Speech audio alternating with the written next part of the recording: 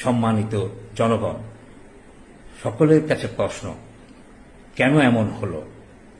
আমি আমার ভাগ্যকে মেনে নিয়েছি। রাজনৈতিক নেতাদের ভাগ্য এমনই হয়।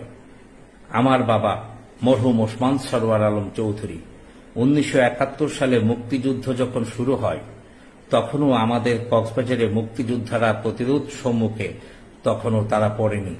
তখনই স্থানীয় রাজাকার আলবদরদের কারণে আমার বাবা দেশান্তরিত হয়েছিলেন এবং আমার কথা যারা শুনছেন, কক্সবাজারের প্রায় 50,000 মানুষ দেশান্তরিত হয়ে সেই মিয়ানমারে গিয়ে আশ্রয় নিয়েছিলেন। 1 বছর সেখানে ছিলেন। 1 বছর পরে দেশ স্বাধীন হওয়ার পরে আমার বাবারা, আপনাদের বাবারা অনেকেই সেখান থেকে আবার দেশে ফেরত এসেছিলেন। আজকে আমাদের পরিণতিও একই। 1975 সালে 15 আগস্টের পরে আমার বাবারা সেই সময় নিজের জীবন বাঁচাতে, আমার বাবাদের মতো আওয়ামী লীগ নেতা কর্মীরা, বীর মুক্তিযোদ্ধারা প্রায় 2 বছর আন্ডারগ্রাউন্ডে আত্মগোপনে তারা ছিলেন। আমার ভাগ্য সেরকম হয়েছে।